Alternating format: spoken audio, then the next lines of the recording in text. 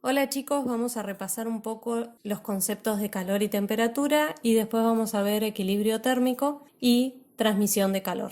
El calor es la energía en tránsito. Hay cuerpos que ceden calor y hay otros que lo absorben. La temperatura es la medida de la energía cinética de las partículas de un cuerpo. Las escalas termométricas son aquellas que miden propiedades físicas de la materia, como pueden ser el punto de fusión y ebullición del agua. Por eso la escala Celsius va de 0 a 100, ya que en el 0 de Celsius tenemos el punto de fusión del agua y en el 100 tenemos el punto de ebullición del agua.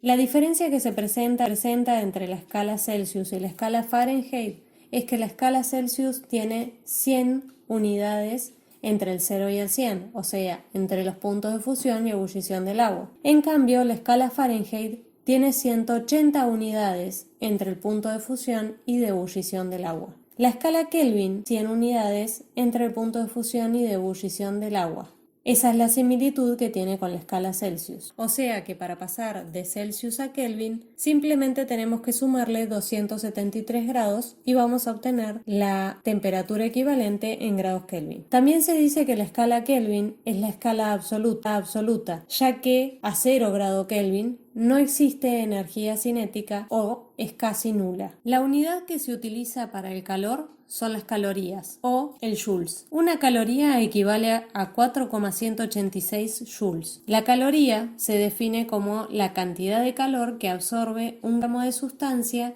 para aumentar 1 grado centígrado su temperatura. El calor y la variación de temperatura se relacionan de diferentes maneras. La primera relación establece que a mayor calor voy a tener mayor temperatura. La segunda relación me habla de cuando tengo diferentes masas de una misma sustancia y constantemente la temperatura. El calor va a ser proporcional a este aumento de temperatura, siempre y cuando las masas sean de la misma sustancia. Cuando las masas son de diferentes sustancias, la relación se va a ver modificada, ya que el calor suministrado o absorbido va a depender del material de las sustancias. De ahí podemos definir el calor específico.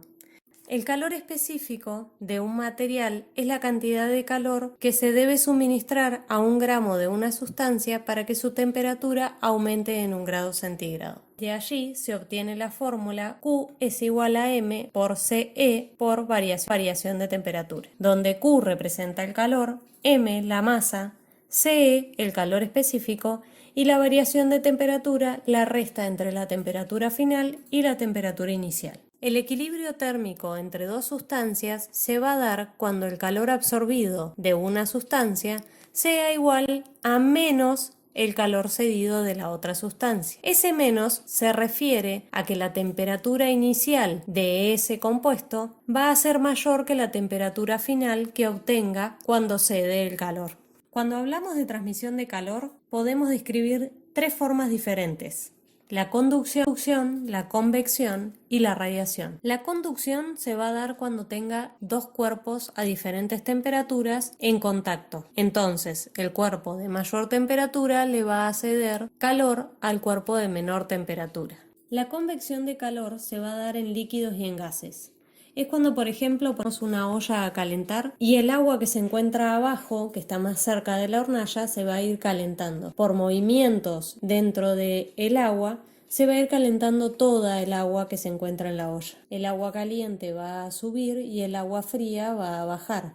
Y de este modo el agua fría se va a calentar por el calor de la hornalla. La radiación se va a dar en forma similar a la convección, pero la diferencia principal es que esta se produce por la propagación de las ondas electromagnéticas de la luz. Un clásico ejemplo de lo que es radiación es el efecto invernadero, donde tenemos radiación y convección juntos. La radiación se va a generar cuando el Sol calienta la Tierra y la superficie terrestre va a calentar el aire que tiene inmediatamente a su alrededor. Ese aire caliente va a comenzar a subir y el aire frío va a ser desplazado hacia abajo.